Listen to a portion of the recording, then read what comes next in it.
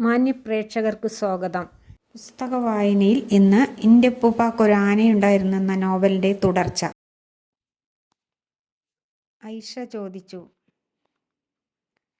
അത് ചത്തുപോയോ? കുഞ്ഞുപാത്തുമ്മ പറഞ്ഞു. മരിച്ചുപോയി. അത് 4 കാഫ്രികളെ കൊന്നു. വെറും 4 ഇസ്ലാമില് എത്ര കൊന്നു? ഒറ്റ ഒന്നിനെയും കൊന്നില്ല.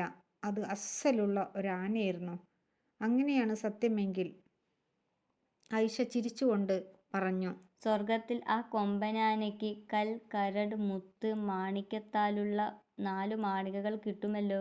എന്താണെന്ന് വെച്ചാൽ, ഇഹത്തിൽ പുണ്യം ചെയ്തവർക്ക് പരത്തിൽ പലേ സുഖസൗകര്യങ്ങളും ലഭിക്കും. ഐതിഹ്യപ്രകാരം കാഫിറിനെ കാച്ചുന്നതും ഒരു പുണ്യകർമ്മമാണ്. കുഞ്ഞുപാത്തുമ്മ പറഞ്ഞു. ഞങ്ങൾക്കൊത്തിരി മുതലുണ്ടായിരുന്നു. എന്നിട്ട് അതെല്ലാം എവിടെ പോയി എന്ന് മാത്രമേ അവൾക്കറിയൂ. ഐഷ ചോദിച്ചു. ബാപ്പാക്ക് എന്തു ജോലി? കച്ചവടം. എന്തു കച്ചവടം? കണ്ടതും കടിയതും. ബാപ്പയുടെ പേരെന്ത്? വട്ടനടിമ. ഉമ്മയുടെ പേര്? കുഞ്ഞുത്താച്ചുമ്മ. ഐഷ പറഞ്ഞു. എൻ്റെ വാപ്പ കോളേജ് പ്രൊഫസറാണ്. പേര് സൈനുൽ ആബിദീൻ.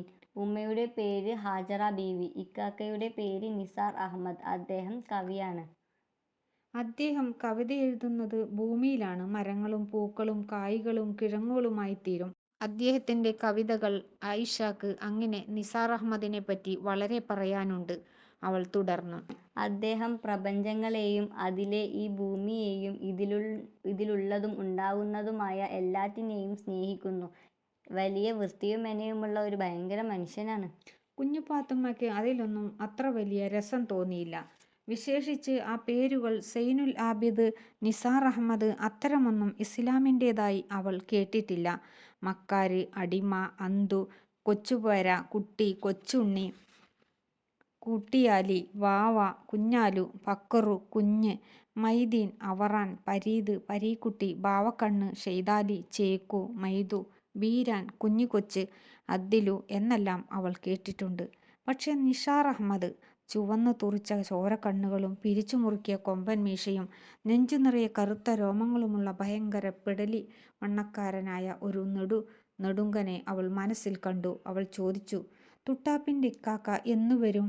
നാളെയോ മറ്റന്നാളോ. ഏതായാലും ഇത്താത്തയുടെ ഉമ്മയോട് നേരത്തെ പറഞ്ഞേക്ക്, ഞങ്ങളുടെ മൂക്കിന്റെ തൊട്ടടുത്തു വന്നിരുന്ന് വെളുക്കിയിരിക്കരുതെന്ന്.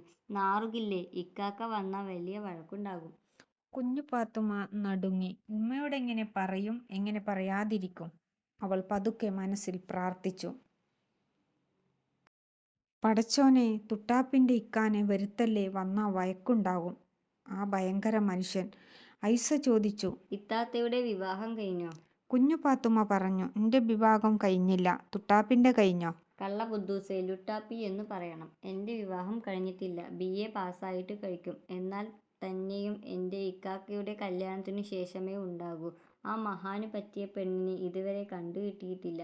വളരെ ആലോചനകൾ വന്നു. ഞാൻ പറഞ്ഞില്ലേ, അദ്ദേഹം വലിയ മെനക്കാരനാണ്.